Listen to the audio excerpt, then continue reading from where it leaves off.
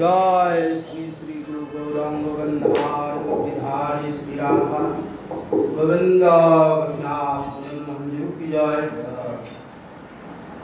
जय विष्णुपाद श्री श्रीमान भक्ति जीवनाचार्य गोस्वामी श्री गुरु महाराज की जय नित्य लीला प्रविष्ट विष्णुपाद भक्ति कमल मधुसूदन गोस्वामी श्री प्रभु महाराज की जय जय श्रीला भक्ति सिद्धांत सरस्वती गोस्वामी ठाकुर प्रभुपाद की जय जय श्रीला किशोरदास भगवान महाराज की जय जय गौरी अवलनी गीता भूषण प्रभु की जय जय विश्वनाथ चक्रवर्ती ठाकुर की जय जय नरोत्तम श्रीवास श्यामानंद प्रभु की जय जय कृष्णदास गोस्वामी प्रभु की जय जय नमाचार्य हरिदास ठाकुर महाशय की जय जय तुलसी महारानी की जय जय भक्ति देवी की जय जय भक्ति विघ्न सर्व विघ्न विनाशनकारी भगवान विष्णुदेव की जय जय जगन्नाथ बलराम सुभद्रा देवी की जय जय चैतन्य भगवान शंकरास की जय जय समागत भक्तवृंद की जय जय श्री श्री गुरु गौरांग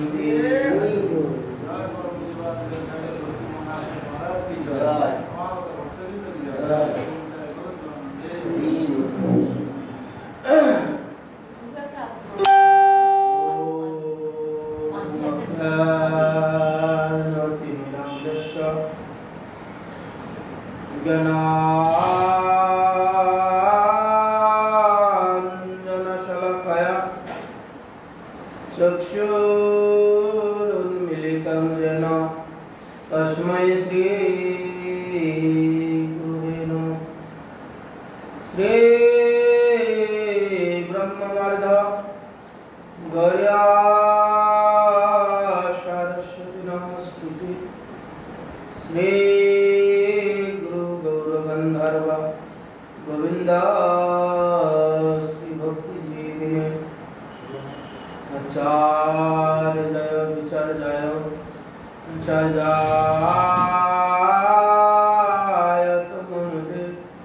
कृतगाय रसगाय नीतिगाय नमस्तुते श्वत्तमा शिवगोत्तमा मानदत्तमा वाग्मिने शान्तादन्त खन्त मन्ताय नमः सत्ताव्रत शरणं सौजन्य सर्वमूर्तये श्रीमते भक्ति जीवनाचार्य गुरुदेवाय नमः नमो महावदन्नाय कृष्ण प्रेमप्रदाय कृष्णाय कृष्ण चैतन्य नाम्ने कृष्ण पंचाकल्पतरुश्च कृपा सिन्धुभ्यैव च पतितानां पावनेभ्यो वैष्णवेभ्यो नमो नमः। वृन्दावै तुलसीदेवै प्रियाय केशवस्य च विष्णुभक्ति प्रदेवी सत्यवत्यै नमो नमः। नमस्ते नरसिंहाय प्रह्लादाय हिरण्यकशिपुवक्षशिला कंकणकालय शुक्लाम्बरधरं विष्णुं शशिवर्णं चतुर्भुजं प्रसन्नवदनं ध्यायामि सर्वविघ्नोपशान्तये। नारायणं नमस्कृतं नरं चैव नरोत्तमं देवीं सरस्वतीं व्यासं ततो जयमन्दिरे मुखं करोति वाचालं कौलं लङ्घयति गिरिं जयकृपास्तं वन्दे श्रीगुरुं दिनपालनं। हरे कृष्ण कृष्ण कृष्ण हरे हरे हरे राम राम राम हरे। ग्रंथेरे आरंभे करे मंगलाचरण वैष्णव भगवान तिनेर स्मरणे हाय विघ्न विनाशाय अनायासे हय निज वंचित पूर्ण भक्त पद रेणुआर भक्त पद जल भक्त भुक्तय वशिष्ठा विषाद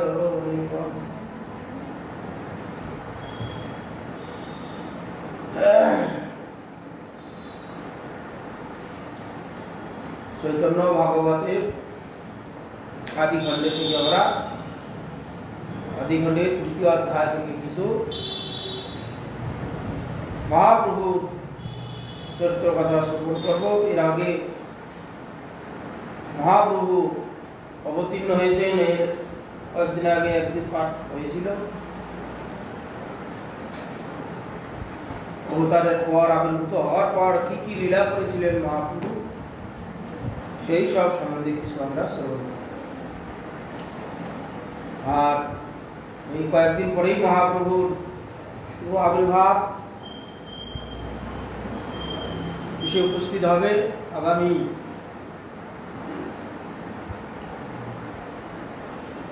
28 মার্চ নাকি রবিবার মহাপ্রভু সতী মাতার কোল আলো করে এসে জগতে জীবের যে মূল ধর কৃষ্ণ ভক্তি, কৃষ্ণ প্রেম, এইটা দেওয়ার জন্য তিনি নিজেই স্বয়ং ভগবান কৃষ্ণচন্দ্র তিনি ভক্তভাবে এসে নিজে আচরি ধর্ম জীবের শিখায়, নিজে এসে ধর্ম আচরণ করে তিনি শিখিয়েছেন আমাদের জীবনের প্রয়োজনীয়তাটা কি, এইটা মহাপ্রভু এসে জগতে শিক্ষা দিয়েছেন। তো আমাদের যত গৌরীয় ভক্তগণ আছেন, বিশেষ করে আমাদের গৌরীয় মঠ এবং ইস্কন, বিশেষ করে মহাপ্রভু যে আবির্ভূত হয়েছিলেন, মহাপ্রভু যেখানে যেখানে বিহার করেছেন, সেই সব 9টা ধাম আছে, 9টা দ্বীপ, নবদ্বীপ, 9টা দ্বীপ মিলে নবদ্বীপ। মহাপ্রভু এই 9টা দ্বীপ যেখানে যেখানে বিলাস বিহার আদি করেছেন, সেই সব জায়গায় ভক্তগণ গিয়ে সেই সব জায়গা দর্শন করে ভক্তিকে, আমাদের ভক্তি যে সুপ্তভাবে আছে প্রত্যেকটা জীবের হৃদয়ে, সেইটা আমাদের প্রকাশিত নেই, আচ্ছন্ন হয়ে আছে মায়ার দ্বারা। সেই জন্য আমাদের প্রভুপাদ এবং প্রভুপাদের যে অন্তরঙ্গ শিষ্যগণ, পার্শ্বদগণ, তারা এটা নবদ্বীপ ধাম পরিক্রমা রূপ একটা যাত্রা শুরু করেছেন। 9টা দ্বীপ এই 5 দিন ধরে পরিক্রমা হয়। এবছর একটু ব্যতিক্রম হচ্ছে, কেউ শুরু করে দিয়েছে, নাহলে 5 দিন আগে থেকে 6 দিন আগে থেকে শুরু হয় 9টা দ্বীপ, 5 দিন ধরে পরিক্রমা হয়। পরিক্রমা হয় সেই সব জায়গায় গিয়ে মহাপ্রভু কি কি লীলা করেছিলেন 5 দিন ধরে। 5 দিন কেউ 6 দিন করে, একাদশীর আগে থেকে সেই পর্যন্ত, পূর্ণিমার আগের দিন পর্যন্ত যে মহাপ্রভু সেই সব জায়গায় কি কি লীলা করেছিলেন, কোনটা ধাম, কি ক্ষেত্র, কি তার মহিমা, এই সমস্ত ভক্তগণের চিত্তে উদয় করে দেয়। উদয় করে দিলে সাধারণ আমরা ভক্তগণ, আমাদের যে সাধারণ ভক্তগণ, গৃহস্থ ভক্তগণ আছেন, তারা ভক্ত অনেকে আছে, অনেকে ভক্ত হতে হয়েছে, পাশাপাশি দেখে সংসার কাজেই ব্যস্ত, ভক্তি যাপন করতে হয় কোনো রকম করে, নিয়ম রক্ষা, এইরকমও আছে। আবার নিষ্কপট ভক্ত আছে। একবারে যে নিষ্কপট ভক্ত নেই বলা যাবে না, আর সবাই যে একবারে নিষ্কপট সেটাও বলা যাবে না। বহুমুখী ভক্ত আছে। কেউ ভক্তি লাইনে প্রথম এসেছে, তার একটু ভক্তি কম হবে, কোমল শ্রদ্ধালু। কারো প্রগাঢ় ভক্তি হয়েছে, তারা ভগবানেতে প্রবল ভক্তি বিশ্বাস প্রগাঢ় আছে। সব রকমের ভক্ত আছে। তো ভক্তগণ, সেই সমস্ত ভক্তগণকে নিয়ে যখন নবদ্বীপ 9টা ধাম পরিক্রমা করানো হয়, সেই সব জায়গায় গিয়ে ধামের মহিমা, মহাপ্রভুর মহিমা, ভক্তগণের মহিমা কীর্তন করা হয়। যাদের মনের মধ্যে কোমল শ্রদ্ধা আছে, এটা আরো বৃদ্ধি পায়, এ ভক্তিতে আরো প্রগাঢ় সহজ আছে। সেই জন্য আমাদের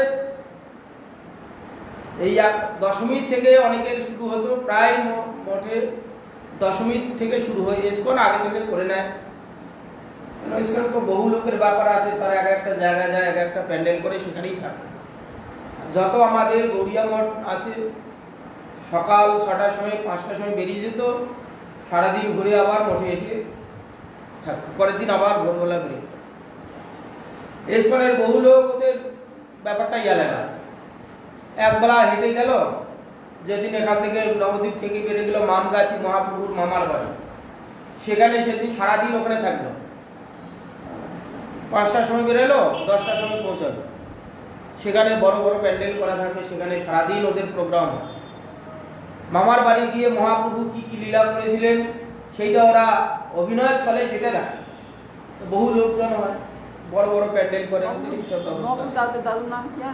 বিলাম্বর চক্রবর্তী। এসকনে বিশাল ব্যাপার ওদের এইসব করে।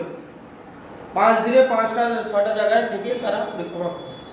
বহু লোক একসঙ্গে বলে লোকে গাদাগাদি হয়ে যায়, সেই জন্য ওরা 15 দিন আগে করে।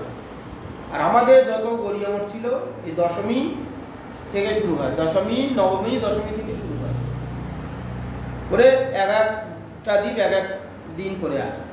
বহু লোকের সমাগম হয়ে যায়।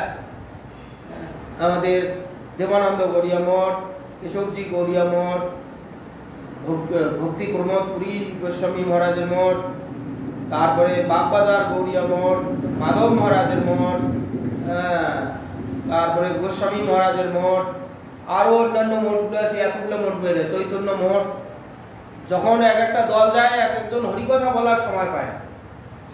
একটা দল হরিকথা বলছে, আরেকটা দল গিয়ে দাঁড়িয়ে আছে। কেন এই সময় বিশ্বের সমস্ত লোক যারা ভক্ত তারা আসার চেষ্টা করে, শুধু ভারতবর্ষে নয়, ভারতবর্ষের যে বাইরে আজকাল যে প্রচারাদি হচ্ছে ইসকনের দ্বারা, আরও যে আমাদের গৌড়ীয় মঠের দ্বারা যে প্রচারিত হচ্ছে, তারা লক্ষ লক্ষ টাকা খরচা করে মহাপ্রভুর ধাম দর্শন করার জন্য আসে, মহাপ্রভুর ধাম পরিক্রমা করার জন্য আসে। এই 5 দিন পরিক্রমা করে তারা মহাপ্রভুর সম্বন্ধে জেনে তারা সেইভাবে ভক্তি যাপন করে সংসার মনে চলে যায়। কিন্তু দুর্ভাগ্যের বিষয়, আমাদের ভারতবাসী হয়ে, ভারত ভূমিতে জন্ম হয়ে এমনও লোক আছে যা নাকি আপনার মহাপ্রভুর জন্মস্থান দর্শন করেনি। অন্যান্য রাজ্যের কথা দূরে ছেড়ে দিলাম, বাংলার লোক এমনও আছে তারা এখনো মহাপ্রভুর জন্মস্থান দর্শন করেনি, মহাপ্রভুকে জানে না। এসছে আমাদের আর দুর্ভাগ্যের কি আছে? আমাদের ভারতবর্ষের লোক বাঙালিরা মহাপ্রভু কে ছিলেন, মহাপ্রভুর কি কাজ, আমরা গিয়ে শুনছি বিদেশি লোকের কাছ থেকে। তারা এসে বলছে, আমরা তাদের মুখের পানে তাকিয়ে তাদের থেকে আমাদের যে হৃদয়ের ধন মহাপ্রভু, তাদের মহাপ্রভুর চরিত্র কথা তাদের মুখ থেকে শুনছি। অথচ যারা পাশ্চাত্যের লোক, ভারতবর্ষে জন্ম হয়নি, বিদেশে জন্ম হয়ে তারা এখানে এসে মহাপ্রভুর কথা শুনে, মহাপ্রভুর কথা আমাদের বলছে, কাদের? আমাদের ভারতবর্ষের লোক এবং বাঙালিদের আমাদের বুঝাচ্ছে গৌরাঙ্গ মহাপ্রভু শ্রীকৃষ্ণ ছিলেন, মহাপ্রভুর মায়ের নাম সচিমাতা, বাবার নাম জগন্নাথ মিশ্র, ওদের কাছ থেকে আমরা শুনছি। এইরকম আমরা হতভাগা। এখন গোটা বিশ্বের লোক এসেছে এবং আসবে। এই 5 দিন ধরে গোটা নবদ্বীপ ধাম পরিক্রমা হবে, হয়ে এই মহাপ্রভুর যেদিন আবির্ভাব, দোল পূর্ণিমার দিনে তারা যেখানে মহাপ্রভুর জন্ম আবির্ভাব পালন করে তারা নিজ নিজ বাড়িতে চলে যাবে। এইটা লাভ বিশেষ করে নবদ্বীপ ধাম পরিক্রমা একটা বিশেষ নববিধা ভক্তির অঙ্গ। শ্রবণ ক্ষেত্র, কীর্তন ক্ষেত্র ইত্যাদি ইত্যাদি যে 9টা দ্বীপ আছে, 9টা ভক্তির অঙ্গ। এইসব যাজন করলে কি হয়, আমাদের অনায়াসেই ভক্তি লাভ হবে। এইসব সাধুসঙ্গ হাজার হাজার ভক্ত যারা গেছেন তারা বুঝতে পেরেছে কত ভক্ত হয়। হাজার হাজার, এক একটা মঠে 2000, 3000, 4000 করে ভক্ত হয়। 5 দিন ধরে সব বিভিন্ন ধাম পরিক্রমা করবে, সেখানে ভক্তির বর্ণনা হয়, ভক্তির মহিমা কীর্তন হয়, মহাপ্রভুকে কিভাবে ভক্তি লাভ করা যায় সেই সব আলোচনা হয়। সেই সব শ্রবণ করলেই তার মঙ্গল। এই জন্যে এবছরে একটু ব্যতিক্রম হয়ে যাচ্ছে। এই করোনা গেল, তারপরে দেরি হয়ে গেছে, গরম পড়ে গেছে, এখন আবার সেই করোনার রোগ আবার শুনছি বাড়ছে, ভয়ে অনেকে যাচ্ছে না। অনেক মঠে আগে থেকে শুরু করে দিয়েছে, ইসকন যেমন আগে থেকে শুরু করে দিয়েছে, অন্যান্য মঠেও কিছু কিছু আবার 2-3 দিন থেকে অনেকে শুরু করে দিয়েছে। একসঙ্গে হলে গাদাগাদি হয়ে যায়, সে আগা ভাগা করে নিচ্ছে।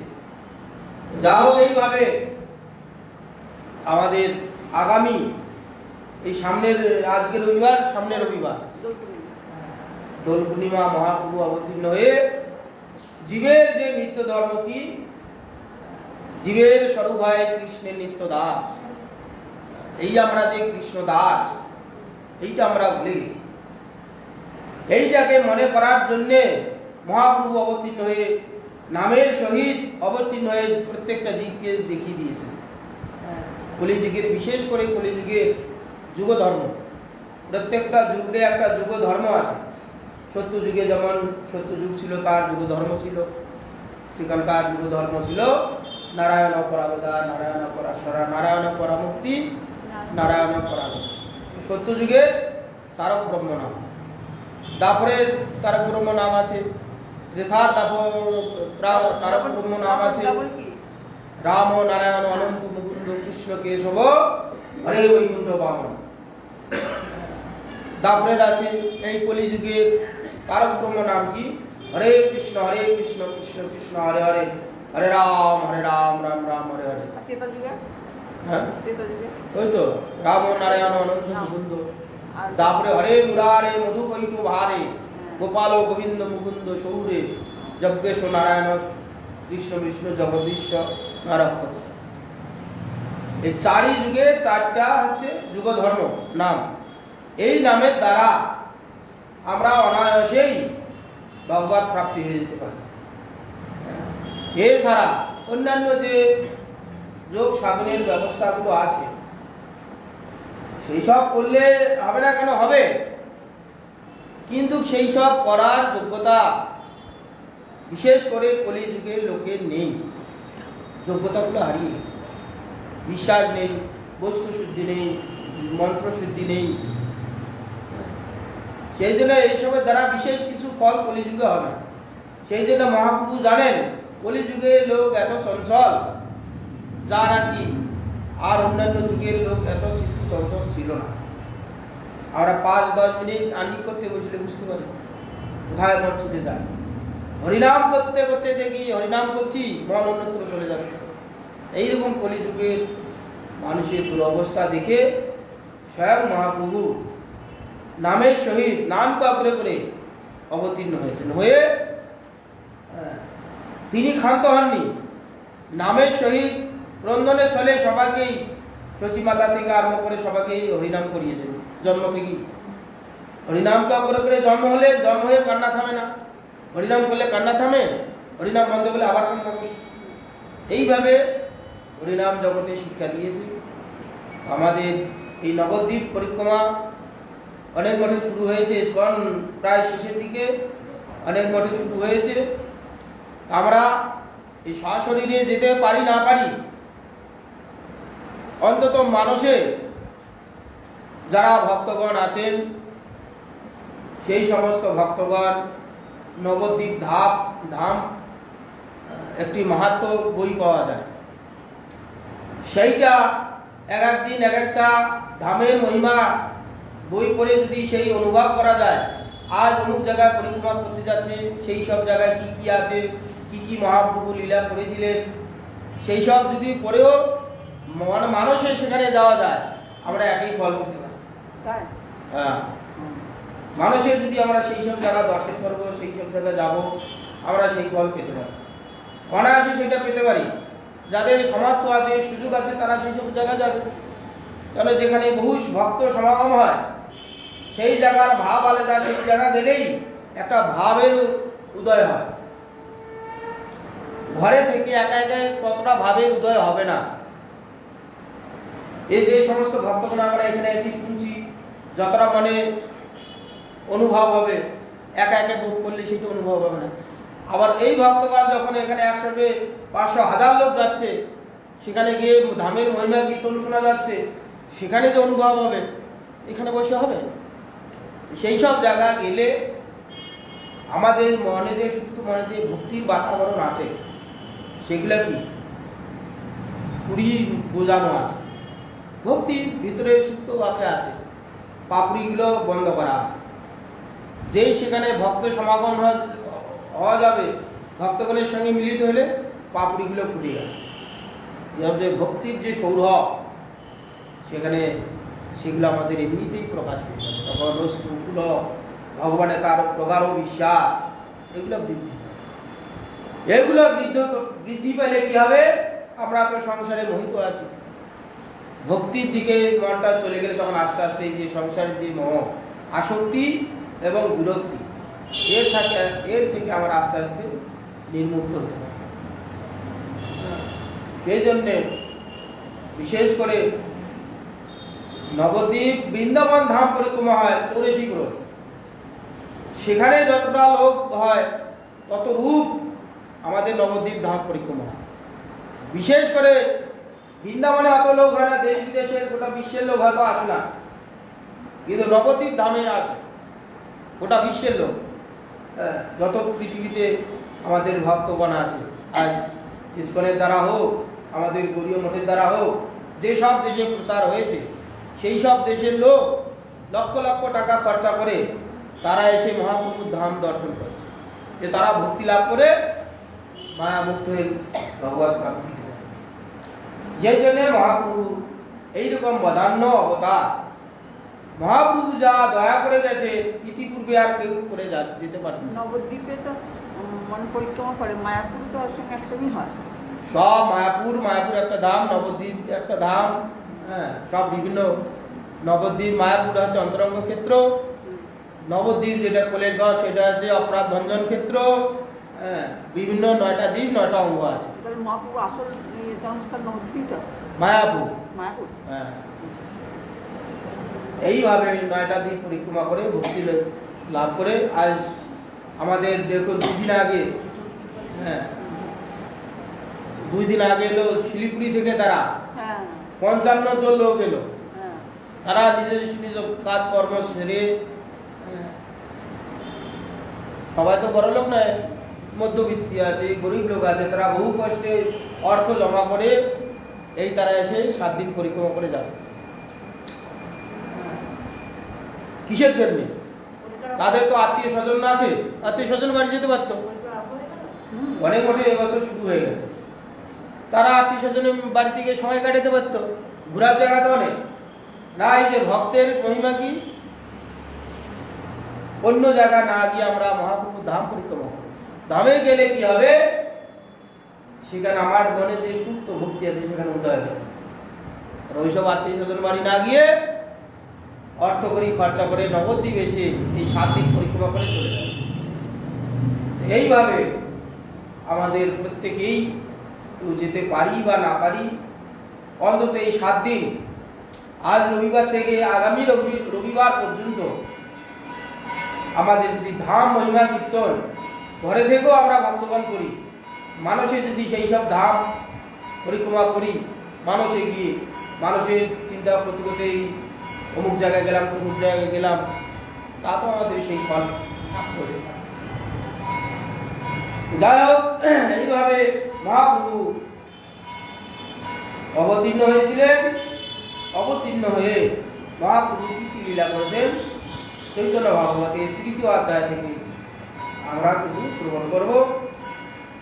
হেনমাতে প্রভু হইল অবতার, আগে হরি সংকীর্তন করিয়া প্রচার,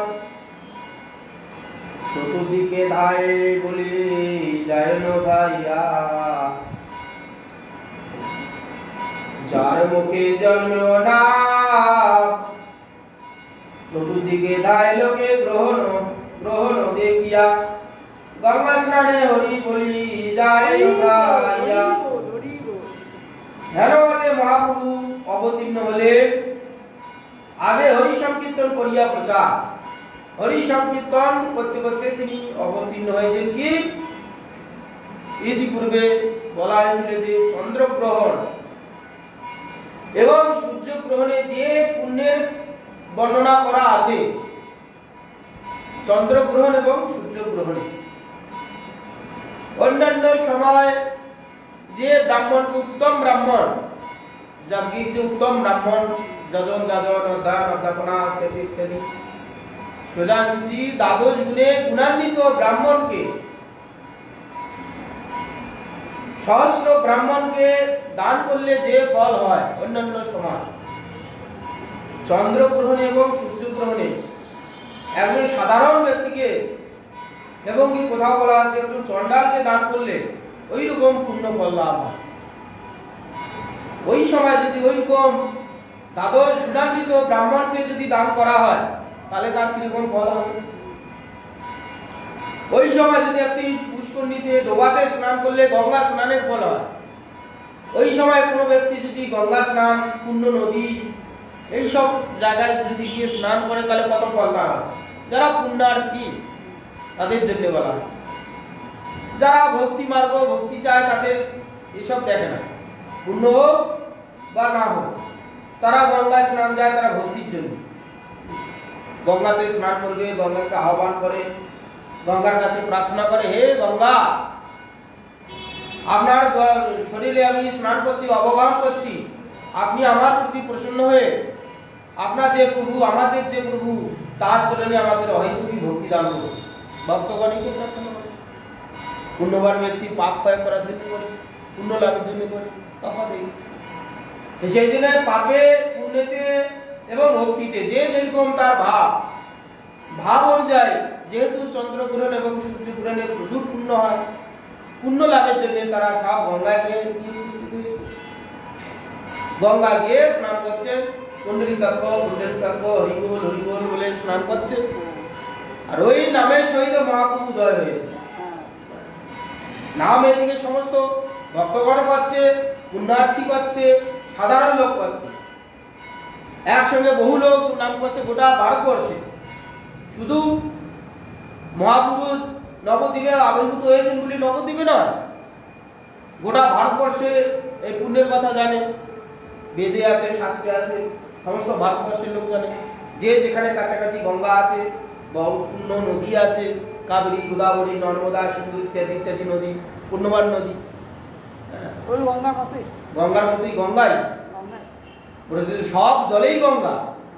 এইগুলোতে গঙ্গা প্রবাহিত হয়েছে।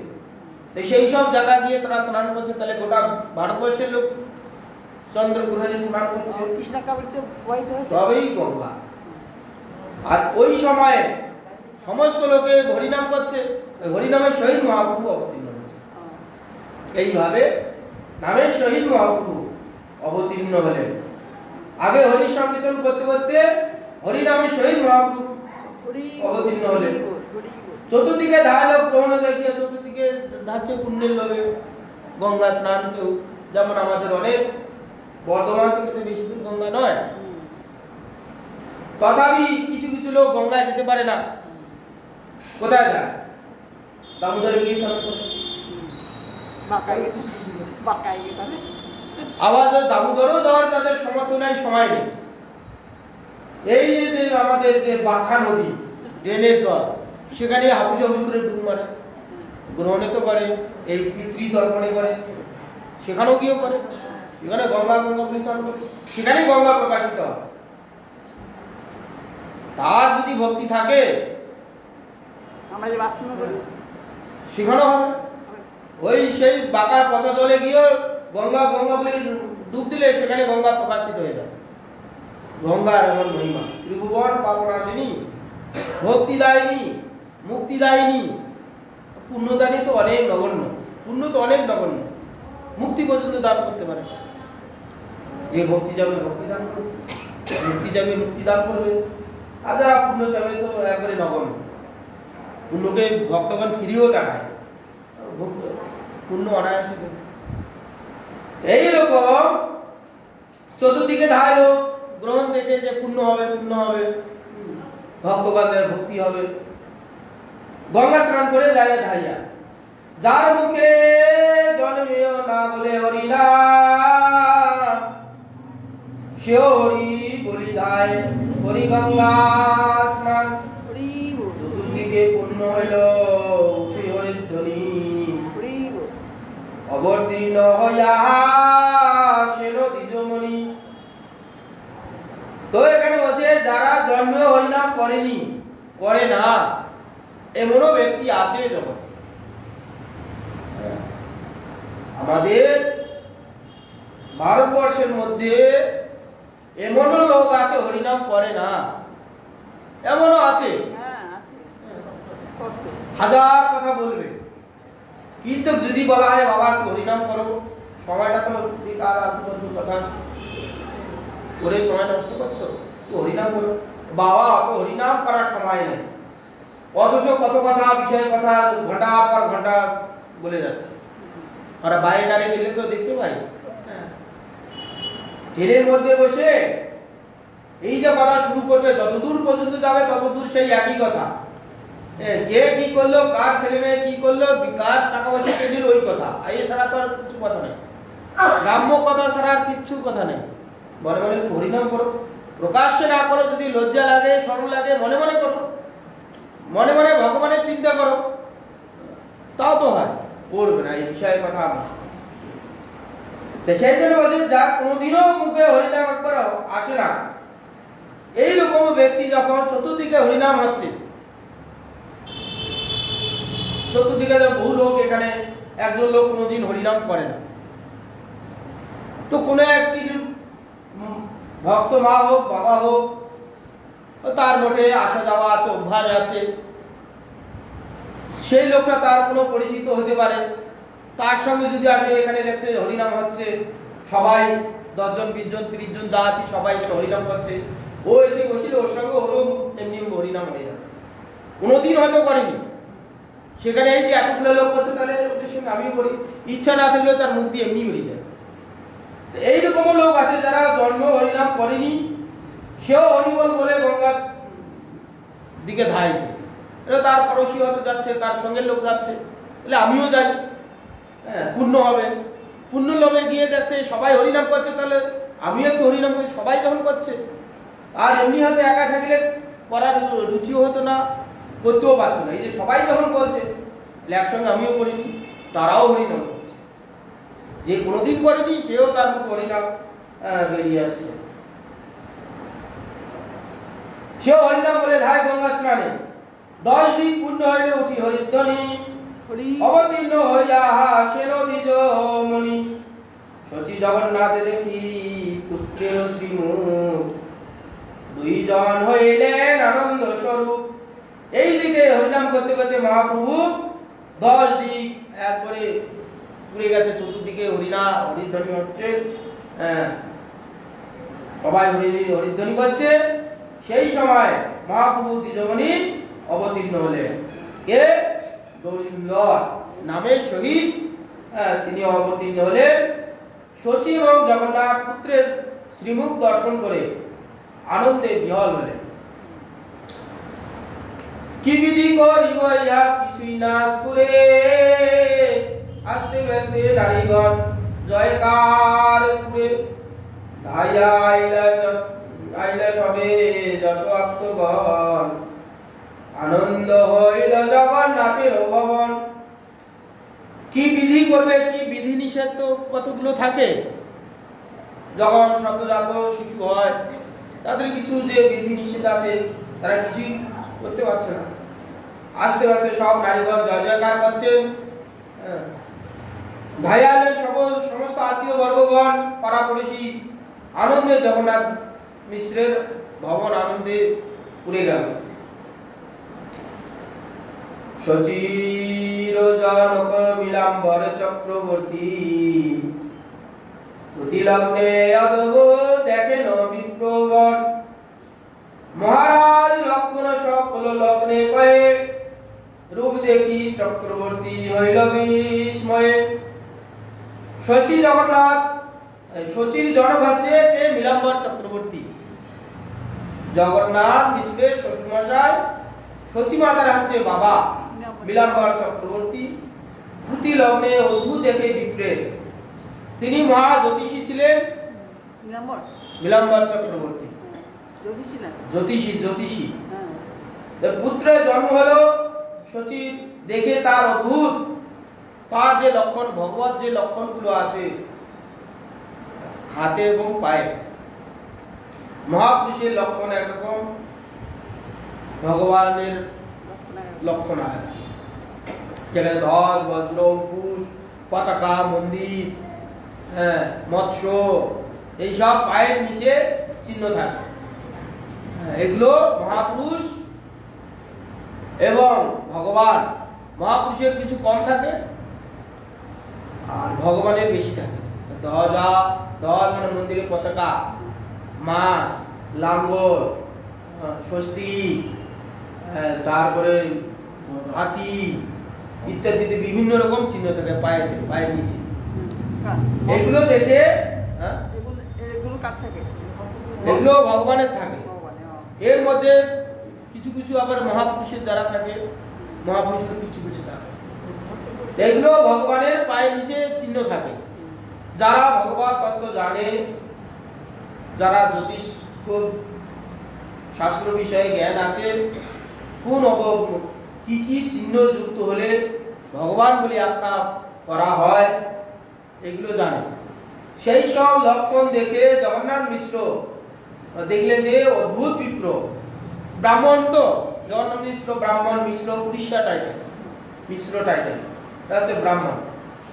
এই বিপ্র যে জন্ম হলো ব্রাহ্মণ, এর যে লক্ষণগুলো দেখছি বিশেষ অদ্ভুত, এইরকম সাধারণ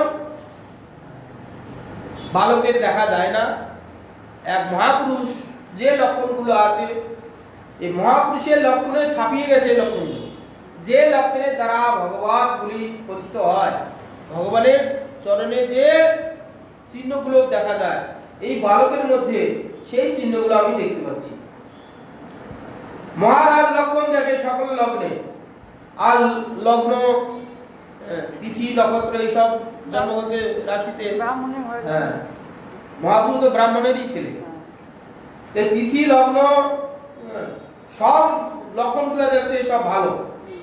যেরকম ভগবান কৃষ্ণচন্দ্র অবতীর্ণ হলে যে লক্ষণগুলো, ঠিক এই জাতীয় লক্ষণ মহাপ্রভু যে সময়ে অবতীর্ণ হয়েছেন সেই সব লক্ষণগুলো দেখলেন। লক্ষণ দেখে চক্রবর্তী বিস্ময় হয়ে গেলেন। কে? মহাপ্রভু দাদু নীলাম্বর চক্রবর্তী বিস্মিত হলেন যে এইরকম আমার নাতি এইরকম লক্ষণযুক্ত, তাহলে সাধারণ এ পুত্র নয়। কৃষ্ণ কি করে জন্ম হয়েছিল? যদুকুলে, ওটা কি ওরা ক্ষত্রিয়?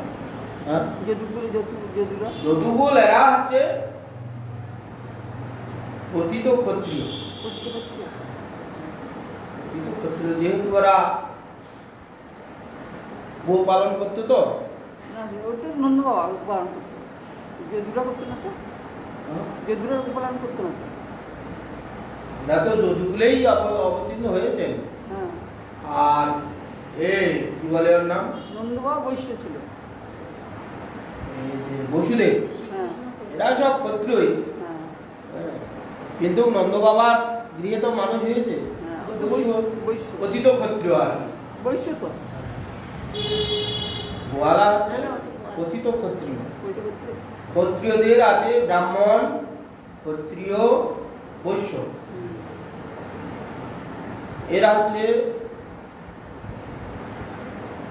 গো পালন করবে, কিন্তু নিজেরা করবে। যেন গাভী এবং বিষ, ষাঁড়, এরা তো আমাদের ধর্মের মূল। বৃষকে তারণ করা যাবে না, কেন বৃষ হচ্ছে আমাদের ধর্মের মূল, গাভী হচ্ছে আমাদের ধর্মের মূল। গো পালন করতে গেলে নিজেরা যদি করে, তারা তো পশু জাতি, পশুর যা স্বভাব সে তো করবে, কখনো দৌড় মারবে, কখনো এর ঘাস খাবে, কখনো গুতাগুতি করবে। তাদের শাসন করতে গেলে তাদের তারণ করতে হবে। তারণ করতে গেলে বিষের উপর, গাভীর উপর প্রহার হবে। এই সবের উপর যখন প্রহার হবে, তাদের ক্ষাত্র ধর্ম নষ্ট হয়ে যাবে, আর থাকবে না, পতিত হয়ে যাবে। সেই জন্য ব্রাহ্মণ, ক্ষত্রিয়, বৈশ্য এরা হচ্ছে শূদ্রকে দিয়ে করা। ওই ভূমিকর্ষণ করবে না, গাভী পালন করবে না, হ্যাঁ এগুলো সব ভাগ আছে। এই তিন জাতির সেবা করা হয়েছে শূদ্র, যাকে আমরা শূদ্র বলে কথিত আছে। এই তিন জাতির সেবা করার বিধান আছে। আর এই তিন জাতি মিলে শূদ্রের যা ভরণ পোষণ, আত্মীয় স্বজন, কেউ মরে গেলে যা টাকা পয়সা খরচা হবে, কন্যা বিবাহে যা টাকা পয়সা খরচা হবে, পুত্রের বিবাহে যা টাকা পয়সা হবে খরচা হবে, রোগ ব্যাধিতে যা খরচা হবে, এই ব্রাহ্মণ, ক্ষত্রিয়, বৈশ্য দেব। আর এই তিন জাতির শূদ্র সেবা করবে। এই শূদ্র যদি ঠিক ভাবে এই তিন জাতির সেবা করে, তবে ব্রাহ্মণ ধর্ম ঠিক পালন করতে পারবে, ক্ষত্রিয় ক্ষত্রিয়ের ধর্ম ঠিক পালন করতে পারবে, বৈশ্য বৈশ্যের ধর্ম ঠিক পালন করতে পারবে। শূদ্র যদি গন্ডগোল হয়ে যায়, তিন জাতিরই গন্ডগোল হয়ে যায়। কলিযুগে শূদ্র নেই, নামে শূদ্র, নামে ব্রাহ্মণ, নামে ক্ষত্রিয়, নামে বৈশ্য। শূদ্র নেই বলি ব্রাহ্মণ নেই, শূদ্র নেই বলি বৈশ্য নেই, শূদ্র নেই বলি ক্ষত্রিয় নেই। কেন? আমার পাটা থাকলে তো আমি হাঁটতে পারবো, আমার শরীরটাকে বহন করে নিয়ে যাবো। আমার পাটা না থাকলে আমার শরীরটা বহন করবে। আমার যদি পাটা না থাকে শরীরটাকে বহন করবে কি? শূদ্র হচ্ছে পা, যদিও আজকালকার শূদ্র কথা বললে শূদ্রদের রাগ হবে যে আমাদের ছোট ভাবছে, ছোট ভাবা নয়। ভগবানের এটাই যে চারটে বর্ণ, তার এটা ভগবানের শরীর। শূদ্র নেই বলে আজকে ক্ষত্রিয় নেই, বৈশ্য নেই, ব্রাহ্মণ নামে আছে। ব্রাহ্মণ ধর্ম কয়টা পালন করে? ব্রাহ্মণ হয়ে তাদের যজন যাজন অধ্যয়ন অধ্যাপনা সেই সব করার দরকার। ব্রাহ্মণ হয়ে অমেদ্য কুমেদ্য নিরান্তর খাচ্ছে, নিরান্তর মিথ্যা কথা অনেকে বলছে। ব্রাহ্মণ কোথায়? ক্ষত্রিয় ধর্ম কোথায়?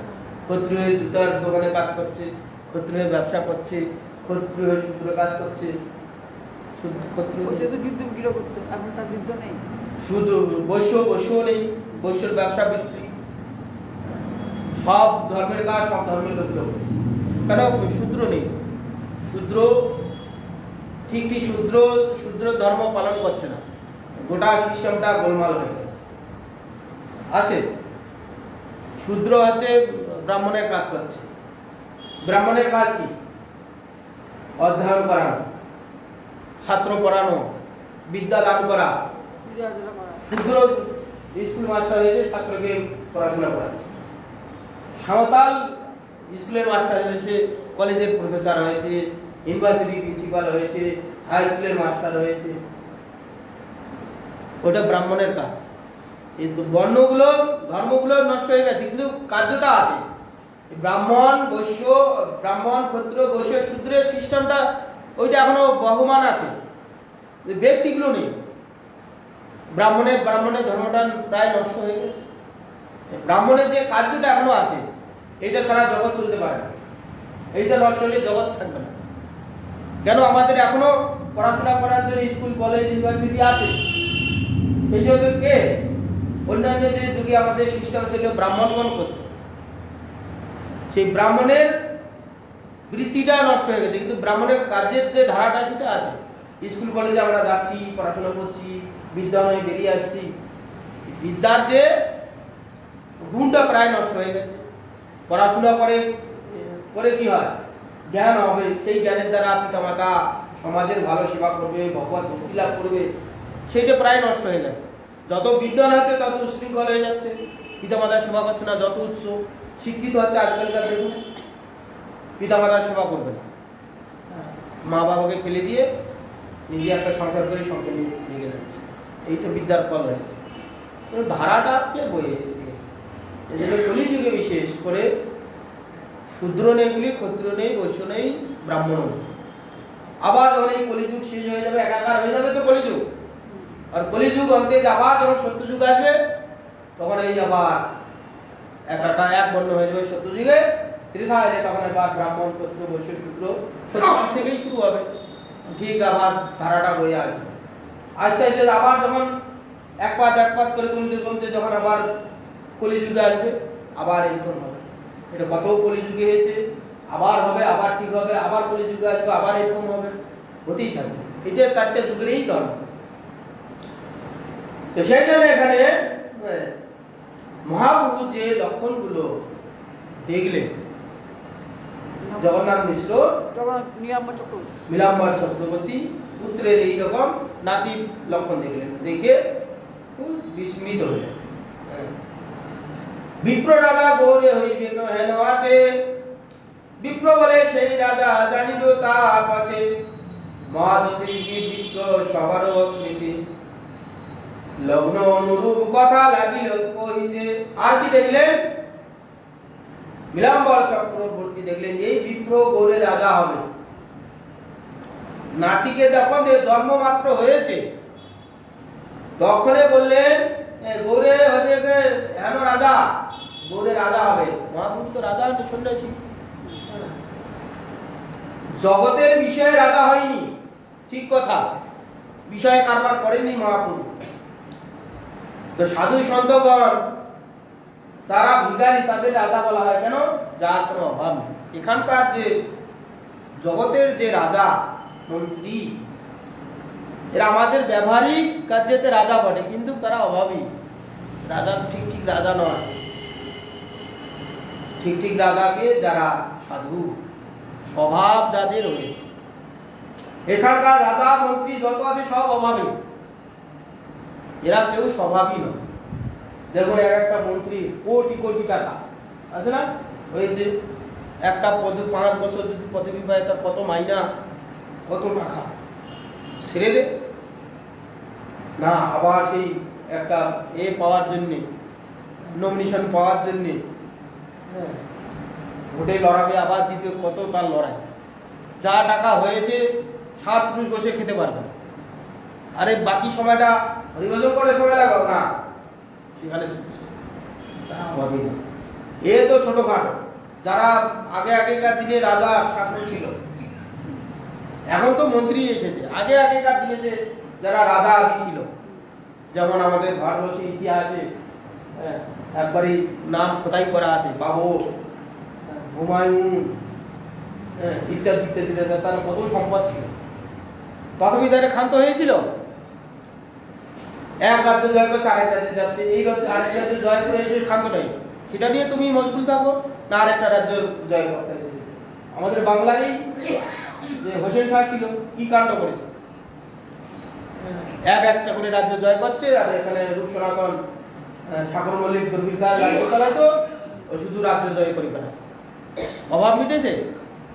এখানকার জগতের বিষয়ে তাদের অভাব কোনোদিন মিটবে না। রাজা কারা? যারা স্বভাবী কারা? যারা সমস্ত কিছু ভগবান চরণে উৎসর্গ করে দিয়েছে, স্বভাবে তারা প্রতিষ্ঠিত হয়েছে, তারা হচ্ছে রাজা। সেই জন্য সাধুগণকে তারা সকালবেলা হলে ব্যাগটা নিয়ে লোকের বাড়িতে যায়, ভবান ভিক্ষাং দেই, ভবতী ভিক্ষাং দেই। লোকে ইনকাম করে এসে অর্থ উপার্জন করেছে, গতর খাটিয়ে তারা উপার্জন করে এসে সংসার চালায়, আর তারা সে সকালবেলা উঠে ভিক্ষা দিয়ে নিয়ে ভবান ভিক্ষাং দেই, ভবতী ভিক্ষাং দেই, তার কাছে দরজা গিয়ে কে করে ভিক্ষা? এক শ্রেণীর লোক করে, তারা খেতে পায় না, কর্মর ক্ষমতা নেই। আর দেখি না বয়স্ক লোক, পঙ্গু, পোলিও, কিছু কাজ করার ক্ষমতা নেই, বাড়িতে ঠিক মতন খাওয়ার জোটে না, কাজ করার ক্ষমতা নেই, কাজ না করতে বলে পেট ভরবে কি করে? তখন লোকের দরজায় গিয়ে ভিক্ষা মাগে, মা দুটো ভিক্ষা দাও, বাবা একটু ভিক্ষা দাও। অনেকে তিরস্কার করে, অনেকে দয়া করে দেয়। এই এক শ্রেণীর লোক ভিক্ষা করে, আর এক ব্যক্তি ভিক্ষা করে সাধু স্বভাবী লোক, তারা নিজের জন্য ভিক্ষা করেন না। ভন্তের স্বভাব হয় তারিতে পামর, নিজ কার্য নেই যায়, কি আছে? নিজ কার্য নাই তবু দান চায় পরোক্ষণ, তার নিজের কার্য নেই। সাধু সন্তগণ যদি বসে বসে খায়, সারা জীবন যদি বসে খায়, কোনোদিন জগতের লোক যদি খেতে না পায়, না খেয়ে মরে যেতে পারে, কিন্তু সাধুরা কোনোদিন না খেয়ে মরবে। জগতের লোক যদি না খেয়ে মরে যায়, এমন অভাব আসবে। সাধুরা যদি সারা জীবন ভিক্ষা না করে, এক জায়গায় বসে খায়, সারা জীবন তার অন্ন ভগবান জুটিয়ে যাবে। তার প্রমাণ এই 2020 সালে লকডাউন হলো, আমরা তো ভয়ে 2-5 কুইন্টাল চাল জমা করে রেখেছি, এতগুলা লোক ভিক্ষা করতে পারবো না, খাবো কি? চালগুলো সব জমা করে রেখেছিলাম। এই লকডাউনে কতদিন লকডাউন হবে, ভয়ে আমরা 2-3 কুইন্টাল চাল জমা করে রেখেছি, যে খেতে পাবো না, কোথায় ভিক্ষা দেবে না, কোথায় পাবো? যে চালগুলো আমরা রেখেছিলাম সেই চাল একটাও হাত দিই, লোকে যেগুলো দিয়ে গেছে ওগুলো খেয়ে শেষ করতে পারি। এই লোকের বাড়ি গেলে 25 গ্রাম, 50 গ্রাম, 100 গ্রাম চাল দেয়। ওই ব্যক্তিগুলো যখন উঠে যাচ্ছে, বাবা সাধু বাবারা ভিক্ষা করছে না, যাও 25 কেজি এক বস্তা চাল নিয়ে যাও। 100 গ্রাম 250 গ্রাম চাল দিলে সে 25 কেজি চাল বস্তা ঢেলে দিয়েছে। তো খাও, 5 দিন করে খাই, তো 5 দিন করে খেতে না খেতে আরো 1 বস্তা চলে এলো। যে চালগুলো আমরা রেখেছি খরচা হয়নি, যে চালগুলো এসেছে সেই খেয়ে শেষ করতে পারে। এই সমস্ত লোক ভিক্ষা করতে যাচ্ছে কিসের জন্য? তার নিজের পেটের জন্য। এই যে গৃহী লোক বিভিন্ন রকম তাপ আদি দৈবিক আদি ভৌতিক আধ্যাত্মিক তাপে জর্জরিত, প্রত্যেকটা জীব সংগ্রামে, কি মধ্যবিত্ত, কি মানে ধনাঢ্য, কি গরিব, সবাই একটা না একটা তাপে আমরা ভুগছি।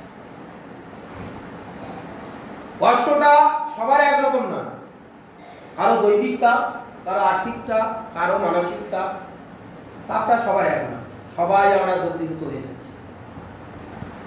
এমনও ব্যক্তি আছে প্রচুর ধন অর্থ আছে, ভাগ্য চক্রে তার কোনো পুত্র হলো না। ধনটা সারা জীবন ধরে যে অর্থ উপার্জন করছে ভোগ করবে, ছেলে হলো না, মেয়ে হলো না, সে এত বাবার সম্পত্তি আছে, নিজে চাকরি করেছে, কোটি কোটি টাকা, কি করবে? এই পুত্র লোভে সেই দিনে রাত আহুতাশ করছে। ধন অর্থ প্রচুর হয়েছে, ছেলেও হয়েছে, ছেলে এমন অবাধ্য হলো মা বাবাকে মানছে না, মা বাবাকে ছেড়ে অন্য জায়গায় বাস করছে, সে আহুতাশ করছে। আবার ছেলে পুত্র সব ঠিকঠাক আছে, প্রচুর ভোগ করার অর্থ করি আছে, এমন তার লিভার খারাপ, সুগার হয়েছে, ভালো মতো খেতেই পারে না। যাই বহু লোকের বাড়ি যাই, বহু লোকের সমস্যা দেখি, প্রচুর টাকা পয়সা আছে, এমন সুগার ভাত খেতে পারে না, বলছে ভাত দেখলেই জিহার জল আসে, রসগোল্লা দেখলে জিহার জল আসে। হ্যাঁ, কিন্তু কি দুর্ভাগ্য, ছেলে মেয়ে আছে, বাবা একসঙ্গে বসে টেবিলে খাবো, বাবা কি বলছে, ছেলে মেয়ে বলছে না বাবা তোরা খা, আমার তো সুগার, আমি একসঙ্গে খাবো না, না তোমার সঙ্গে বসে খাবো। সেই লোকটা আমাকে বলছে দেখো টেবিলে, বড় টেবিলে বসে খাচ্ছি, হ্যাঁ একসঙ্গে ভাত ভেঙে গেছে, আমি রুটি খাচ্ছি, আমার ভাতে কি লোভ আছে, সুগারের ভয়ে খেতে পারছি না। বড় বড় রসগোল্লা আমি কিনে নিয়ে দিয়েছি, ছেলে মেয়েরা একসঙ্গে গল্প করে খাচ্ছে, আমি শুনতে পাচ্ছি না। বলছে আমার আলু সিদ্ধ এত প্রিয়, আলু সিদ্ধ তারা খাচ্ছে, আমার দেখে জিয়া জল আসে, আমি শুনতে পাচ্ছি না। আলু সিদ্ধ খেলে সুগার বাড়বে, মিষ্টি খেলে সুগার বাড়বে, অন্ন খেলে সুগার বাড়বে। টাকা আছে, ছেলে মেয়ে অনুগত, প্রচুর বিষয় আছে, এই তার একটা টাকা। সে তো বটেই, প্রত্যেকটাই কারণ ছাড়া এখানে কার্য হয় না। তাপটার কথা বলা হচ্ছে, কারো এরকম তাপ, আদি দৈবিক, আদি ভৌতিক, আধ্যাত্মিক, প্রত্যেকটা জীব এখানে এই তাপের হাত থেকে সাধুগণ জানে এরা তাপ আছে, এদের কিছু মঙ্গল করতে হবে। কি এমনি যদি বলা হয় চলো তুমি হরিনাম করে শুনবে না, তখন এরা কৌশল করছে কি না তার ঘরে গিয়ে যায়, গেলে প্রত্যেকটা মানুষের দুঃখ না কিছু না কিছু আছে, দুঃখগুলো সাধু গেলে কি করে না, আমার যে কষ্ট যে কিছু দিলে যদি আমি কষ্ট থেকে লাভ পাই, এই আশাতে তারা কিছু সাধুকে দান করে। না এরা ধর্ম করে, হরিনাম করে, ভগবানের লোক, এদের দিলে আমাদের পুণ্য হবে, সেই আশাতে দেয়। ভক্তগণ কি করে, সেই অর্থ নিয়ে এসে তারা নিজের ভরণ পোষণ হয় বটে, কিন্তু সেই অর্থগুলো নিয়ে আসি কি ভগবানের সেবা লাগে না, ভগবানের সেবা এদের মঙ্গল। যেই ওই তার অর্থের ধনটা ভগবানের সেবায় লাগিয়ে দিল, ভগবান তার গ্রহণ করলো, তার এই মঙ্গল সূচনা হয়ে গেল। এগুলো তো আমরা প্রতিনিয়ত দেখছি। এক ভক্ত আসতো না, তার বাড়ির লোক কিছু ভগবানের উদ্দেশ্যে দিলে নানা রকম ব্যঙ্গ টুটকারি করতো, তার স্ত্রী ওই গোপনে গোপনে না বলে বলে কিছু দিয়ে যেত, দিদি দিদি একদিন সব মহাশিব ভক্ত হয়ে গেল, ভক্ত হয়ে গেল, সেই ব্যক্তি ভক্ত হয়ে গেল, তার ব্যক্তি ভক্ত হয়ে গেল, সে বাড়ির কর্তা ভক্ত হয়ে গেল।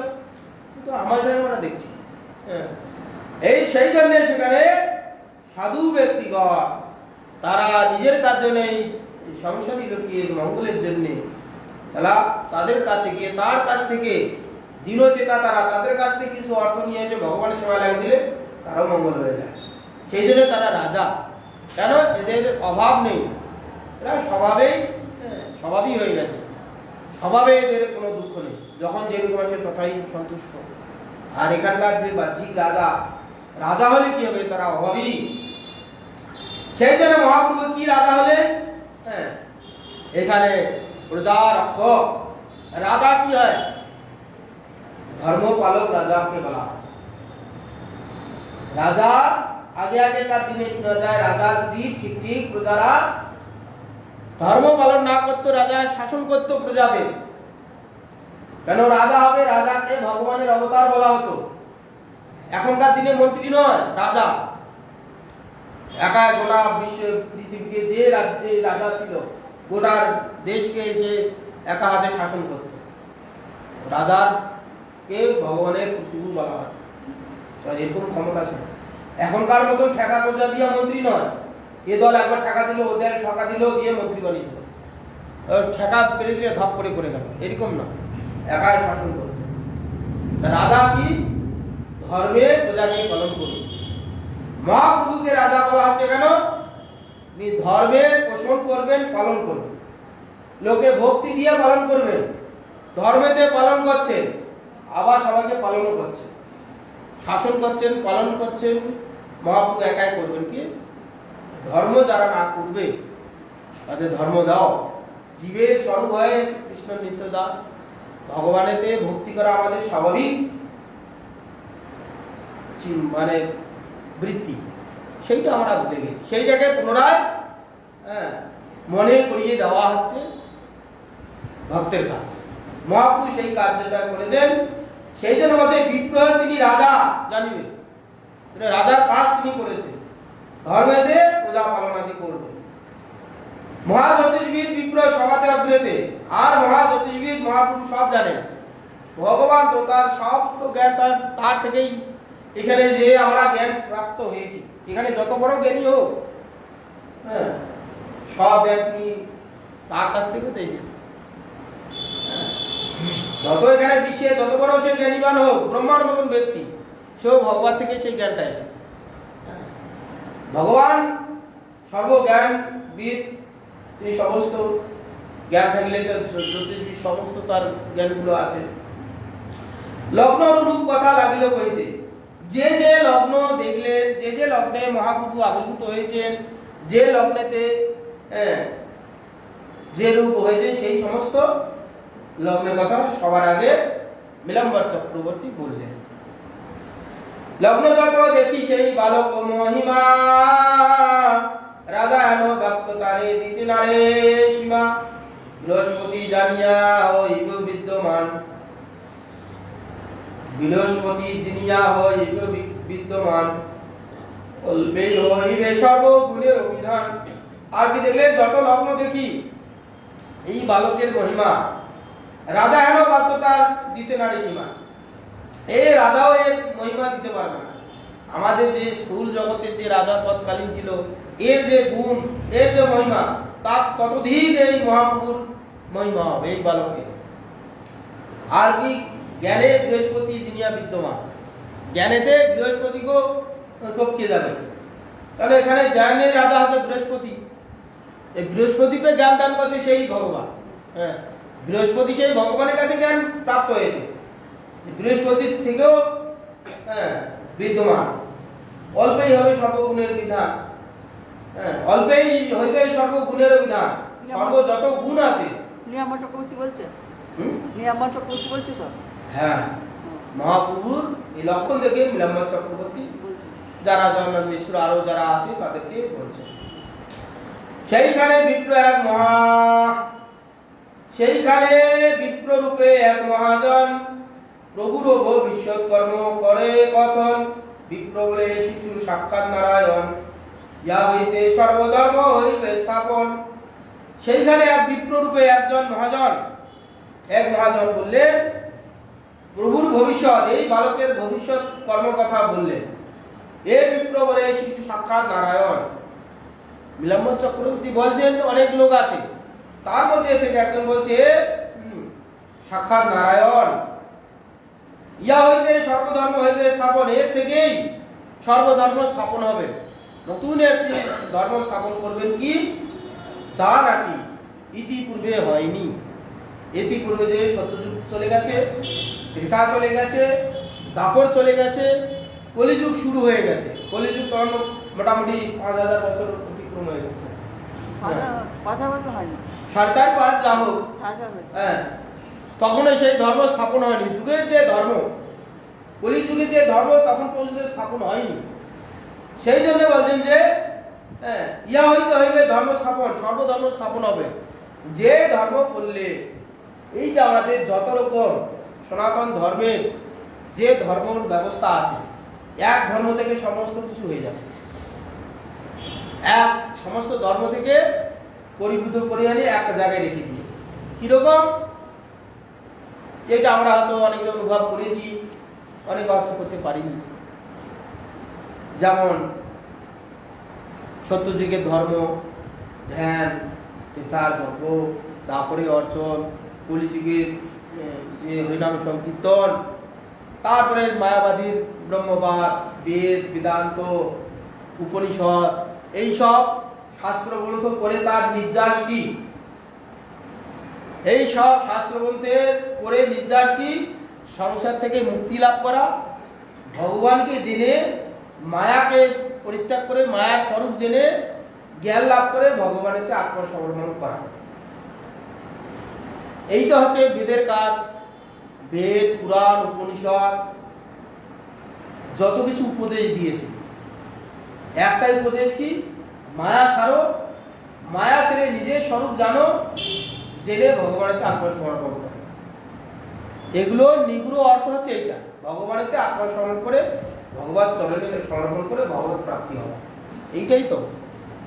এখন কথা হচ্ছে অন্যান্য যুগে যে যুগে ধর্ম ছিল, মানুষের যে প্রবৃত্তি ছিল, মানুষের যে চিন্তাধারা ছিল, এখন কি ছিল? যেমন সত্য যুগে সবাই ধ্যানমগ্ন, জানে আমাদের এই সংসারে হাত থেকে উত্তীর্ণ হতে হবে। তারা একটু বয়স হয়ে গেলেই বুঝতে পারে, তাদের মধ্যে সংসার আদি হয়েছে, হইলেও তারা জানে আমাদের এই সংসারে কার্যের মধ্যে মতন একটি আমাদের ধর্ম যাজন করা দরকার। তারা একসময় বসে ধ্যান আদি করত, ঈশ্বর উপাসনা করত, এরপরে ভগবত প্রাপ্তি হয়ে যেত। ত্রেতা তাই, তারপরে তাই। হ্যাঁ হ্যাঁ, কলিতে সেটাও হওয়া উচিত, কিন্তু মানুষের সেই বৃত্তিগুলো চলে গেছে, এখন সংসারেতে মোহিত হয়ে আছে। ধর্ম যে করতে হবে, আমাদের নিত্য একটা কাজ ধর্ম যাজন করা, ভগবানের উপাসনা করা, এটা ভুলে গেছে। সেই জন্য কলিযুগের জন্যে ভগবান এই জ্ঞান অবতার হলেন কে? কৃষ্ণ দ্বৈপায়ন বেদব্যাস রূপে জ্ঞান প্রকাশ, জ্ঞান অবতার বেদব্যাস রূপে। তখন মানুষের এই বৃত্তি দেখে মানুষের চিত্ত সংকীর্ণ হয়ে গেছে। তো চিত্ত চঞ্চল হওয়ার জন্যে, মানে এক কথায় যে ব্রহ্মজ্ঞান হতো, সেইটা মানুষের আর যোগ্যতা নেই। তখন এই তার শিষ্যগণকে দিয়ে একটা বেদকে 4 ভাগ করে দিলেন, ঋক, সাম, যজু, অথর্ব। 4 ভাগ করে দিও, কলিযুগের লোকের সাথ আর বুঝার আর ক্ষমতা ধরছে না, মেমোরিতে আর ঢুকছে না, বুঝতে পারছে না। সেইটাকে আবার একটা বেদকে 4 ভাগ করে দিল, 4টা বেদকে আবার সব এক একজন আবার আলাদা আলাদা করে ব্যাখ্যা করে, পুরাণ, উপনিষদ, বেদ, বেদান্ত ইত্যাদি করে ভাগ করে দিল। করে দিয়ে আমাদের কত রকম শাস্ত্র হয়েছে, তার মধ্যে জ্ঞান, যোগ, কর্ম ইত্যাদি ইত্যাদি। সেগুলোর মূল উদ্দেশ্য কি? ভগবানেতে আত্মসমর্পণ করা, মায়া ছেড়ে দিয়ে ভগবানেতে অর্পণ করা, এইটাই তো মূল উদ্দেশ্য। সেটা সব ভুলে গিয়েছে। সেই জন্য মহাপ্রভু কি করলেন? সর্বধর্ম স্থাপন করলেন। কি? যা নাকি করলে, একটি নাম করলেই সমস্ত এই ধর্মগুলো তার মধ্যে আসবে। কি? কলিযুগের ধর্ম। হরে কৃষ্ণ কৃষ্ণ কৃষ্ণ হরে হরে, হরে রাম রাম রাম হরে হরে। সর্বধর্ম, সমস্ত ধর্মের মূল সার হচ্ছে হরিনাম সংকীর্তন। সমস্ত গুণগুলোই হরিনামের মধ্যে দিয়েছে। সত্যযুগে ধ্যান, ত্রেতার যজ্ঞ, তারপরে অর্চন, কলির মহামন্ত্র, যত কিছু আছে সব হরিনামের মধ্যে দিয়েছে। এই হরিনামের দ্বারা আমরা যদি নিরন্তর খাইতে শুইতে চলতে নিরন্তর হরে কৃষ্ণ কৃষ্ণ কৃষ্ণ হরে হরে, হরে রাম রাম রাম হরে হরে, কি শয়নে কি ভোজনে কিবা জাগরণে বেরোবে নাকি? হ্যাঁ, সবসময় বেরোবে নাকি? অভ্যাস করলে বেরোবে। হ্যাঁ, কি শয়নে কি ভোজনে কিবা জাগরণে, অহর নিশু কৃষ্ণ নাম চিন্তা অবদনে। কেন হবে না? চিন্তা করতে করতে সব হবে। মনে মনে চিন্তা করতে করতে মেয়ে কি করছে, নাতনি কি করছে, দোকানে কি খরিদ্দার হচ্ছে, কি টাকা বিক্রি হচ্ছে, চিন্তা তো করো, হয়তো তুমি এইসব কিছু করো না, করে কর্তা, তোমার এইসব চিন্তা হচ্ছে। ওইটা যদি চিন্তা করতে পারো, ভগবানের কেন চিন্তা হবে না? হবে না। অভ্যাস করলে সব হবে, প্রত্যেকটা লোকেরই হবে। মনটা যদি যখন ওইদিকে দেবে, সব ওইদিকে হয়ে যাবে। আমরা দেওয়ার চেষ্টা করি না, তাই হবে, দিলেই হবে। মানুষ হচ্ছে, জীব হচ্ছে অভ্যাসের দাস। অভ্যাস যেরকম হবে, কিছুদিন করতে করতে সেটা তখন হবে। খাইতে খাইতে হবে, চলতে চলতে হবে, রান্না করতে করতে হবে, ঘর মুছতে মুছতে হবে, এবং কি মলমূত্র ত্যাগ করতে করতে হয়ে যাবে। অভ্যাস যদি হয়ে যায়, যারা নিরন্তর হরিনাম করে অভ্যাস হয়েছে, কারোর সঙ্গে কথা বলছে, কথা বলতে বলতে আমি কথাটা বলছি, তখন তার হরিনাম আমি কথা বলছি তো, দ্বিতীয় ব্যক্তি যখন আমার কথার প্রত্যুত্তর দিচ্ছে, ওই ব্যক্তি তার হরে কৃষ্ণ মনে মনে হয়ে যাচ্ছে, ও তখন বুঝে এই হরিনাম হচ্ছে। কথাটা আমি বললাম তার প্রত্যুত্তর আসবে তো, ওইটুক সময়ের মধ্যে তার জিহান এসে যাচ্ছে, হরে কৃষ্ণ কৃষ্ণ কৃষ্ণ হরে হরে হয়ে যাচ্ছে। ওই কথাটা শেষ হতে হয়তো মহামন্ত্রটা শেষ হলো না, তার কথাটা শেষ হলো, যেইটুকু হরে নেমেছে তার পরিপ্রেক্ষিতে আবার উত্তর দিচ্ছে, আবার সেই কথাটাও সে আরও উত্তর দিতে যেটুকু সব আছে, একবারও হচ্ছে, দুবার হচ্ছে, তিনবারও কৃষ্ণ নাম হয়ে যাচ্ছে, তার এইরকম অভ্যাস হয়ে গেছে। যদি সে করে, যদি না করে, তাকে যদি বলা হয় তুমি হরিনাম করো, সে করতে পারবে না। অভ্যাসে কি না হয়, অভ্যাসে সব কিছু হয়, যেটা অসম্ভব সেই কাজগুলো সম্ভব হয়ে যায়। সেটা নাকি এখনকার দিনে আরো সুন্দর আমাদের, হ্যাঁ এখন টিভি মোবাইলে দেখুন ছেলেগুলো একবারে গাড়ির চাকার মতন ঘুরে যাচ্ছে, আমাদের করলে আমরা পাবো? মেরুদণ্ড ভেঙে যাবে। সে করছে কি করে? এই যে ছোটবেলা থেকে অভ্যাস করেছে, একটা ছেলে একটা মেয়ে গাড়ির চাকার মতন গোল হয়ে যাচ্ছে পুরো, হাত পাগুলো ভেঙে চুড়ে করে কি করে দিচ্ছে, আমরা হাতে এইদিকে করতে পারছি না, সে হাতে উল্টে সিধা করে কি কাণ্ড করছে, কেন? অভ্যাস করেছে। আমার তো অভ্যাস আছে, তো আমার বিষয় চিন্তা করার তো অভ্যাস আছে, আছে না? রান্না করতে করতে তো কিছুতে একটা চিন্তা করতে হয়, হয় রান্নার চিন্তা করতে হয়, নাহলে বিষয় চিন্তা করতে হবে, টাকা পয়সার চিন্তা করতে হবে, নাহলে কে কী করছে সেই সব চিন্তা করতে হবে। চিন্তা ছাড়া তো মনের অস্তিত্ব নেই। ওই চিন্তাটা যদি আমরা, এই যে মহাপ্রভু বলছেন খাইতে শুতে নামলায় দেশ কাল্লাই বিচার নিরান্ত যদি করি, অভ্যাস করলে হয়ে যায়।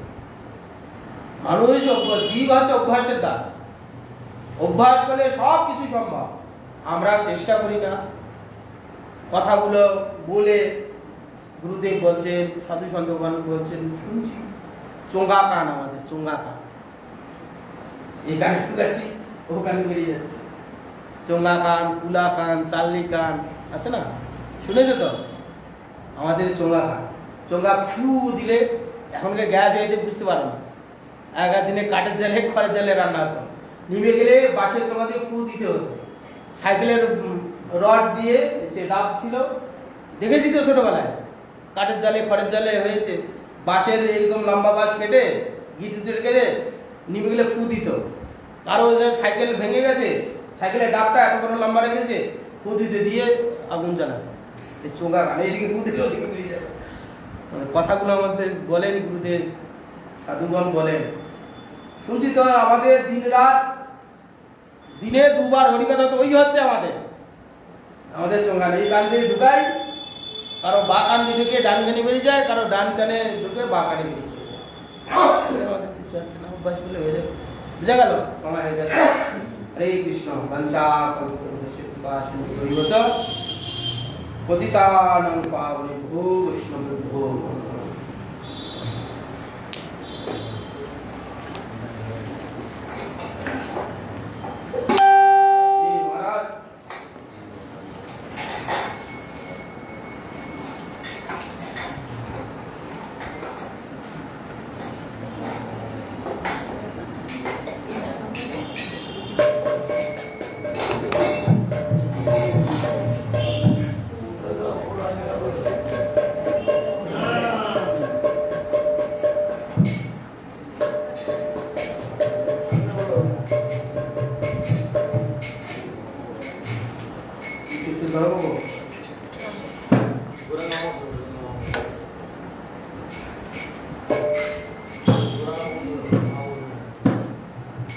যদি অবতার সার অবতার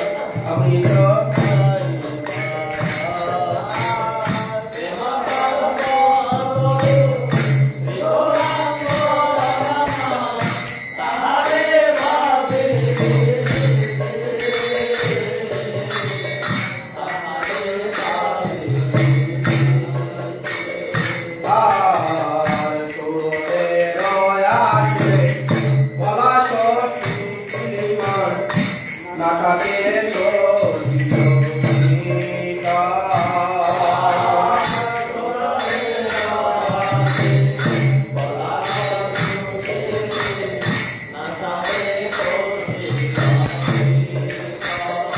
আর সৌরভের আছে পলাশ যুগে নাটাতে শোভিত ভূমিকা।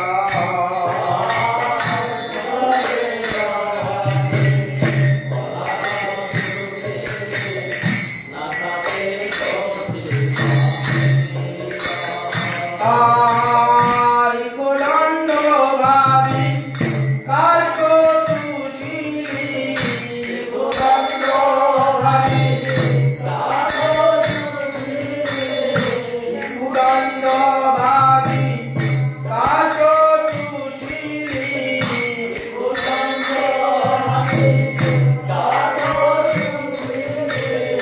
কেমনে পাইবি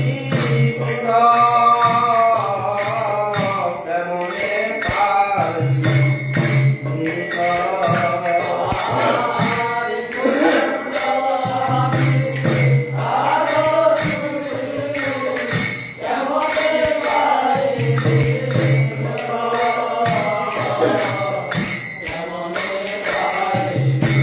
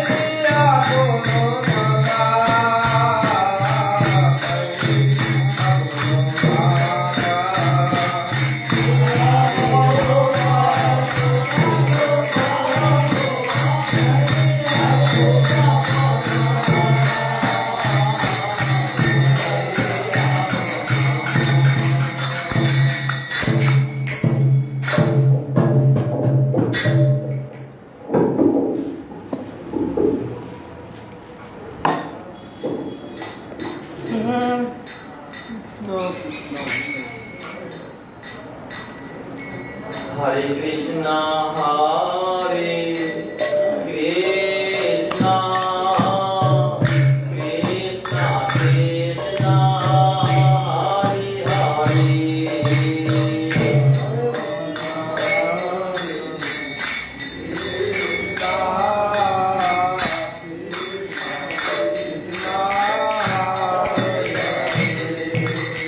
Hare Rama, Hare Rama, Rama Rama,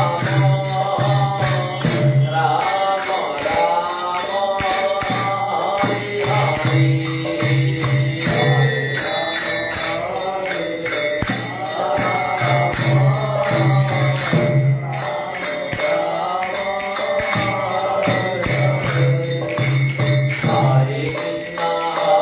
Hare Krishna, Hare Krishna, Krishna Krishna, Hare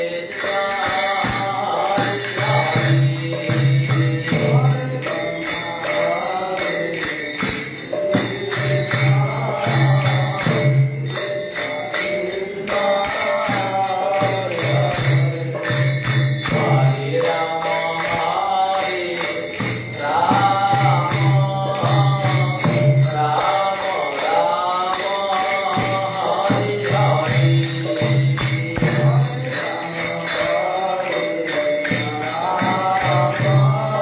Rama, Hare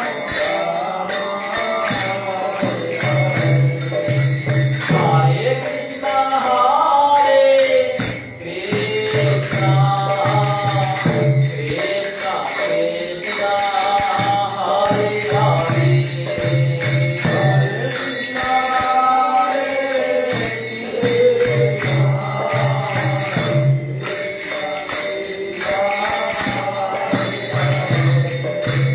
Hare Rama, Hare Rama,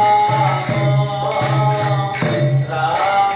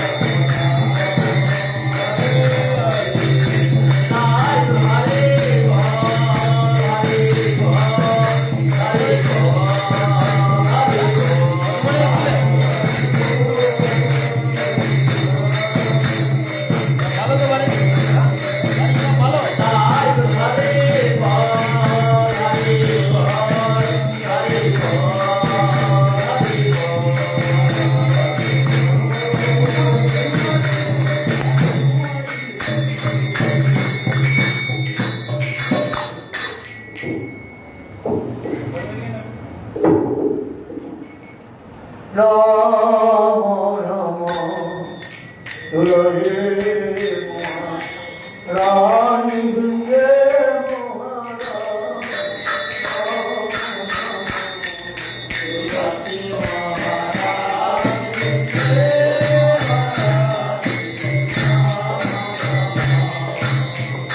নমরে নমরে মাইয়া নমো নারায়ণ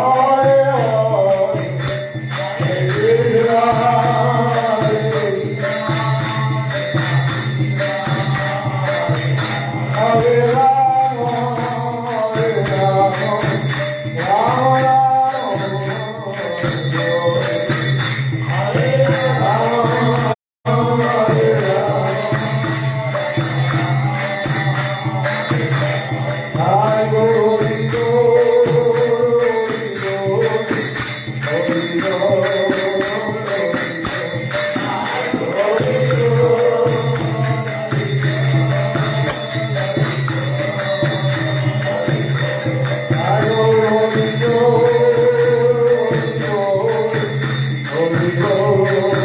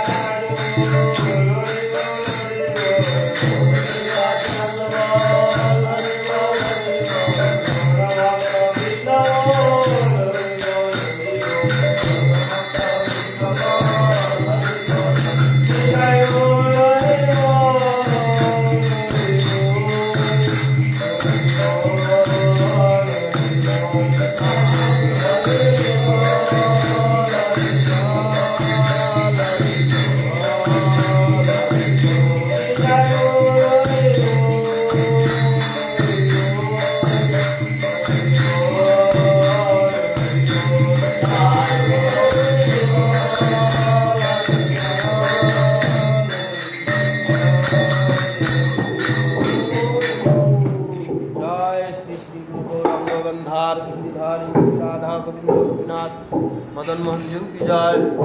जय विष्णुपाद अष्टोत्तर शत श्री श्रीमद् भक्ति जीवनाचार्य गोस्वामी श्री गुरु महाराज की जय। नित्य विलाप विष्णु विष्णुपाद भक्ति कमल विष्णु गोस्वामी श्री परम गुरु महाराज की जय। जय श्रीला भक्ति सिद्धांत सरस्वती गोस्वामी प्रभुपाद की जय। जय श्रीला गोपीश्वर दास बाबा जी महाराज की जय। जय सच्चिदानंद भक्ति ठाकुर की जय। जय श्रीला वैष्णव सार्वभौम जगन्नाथ दास बाबा जी महाराज की जय। जय गौरी बलदेव विद्याभूषण प्रभु की जय। जय श्रीला विश्वनाथ चक्रवर्ती ठाकुर की जय। जय श्रीला नरोत्तम श्रीवास आनंद प्रभु की जय। जय श्रीला कृष्णदास कविराज गोस्वामी प्रभु की जय। जय श्रीला रामाचार्य हरिदास ठाकुर महाराज की जय। जय तुलसी महारानी की जय। जय भक्ति देवी की जय। जय भक्ति विघ्न भक्त विघ्न सर्व विघ्न विनाशनकारी भगवान नृसिंहदेव की जय। जय जगन्नाथ बलराम सुभद्रा देवी की जय। जय चैतन्य भगवत वृंदराज की जय।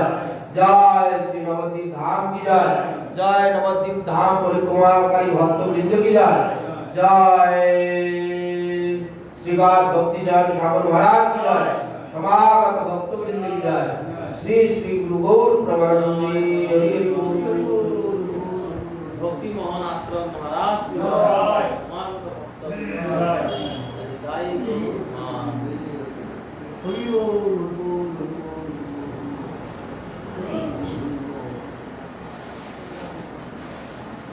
की बात है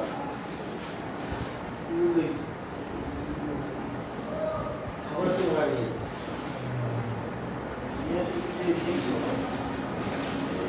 এটা নিয়ে আছে কেন ভয় লাগে হবে না আবার ওই দিতে তুমি ইজি করে তো কে নিয়ে আসবে এই নিয়ে আসে বিভিন্ন দুধটা নিয়ে গিয়ে নিয়ে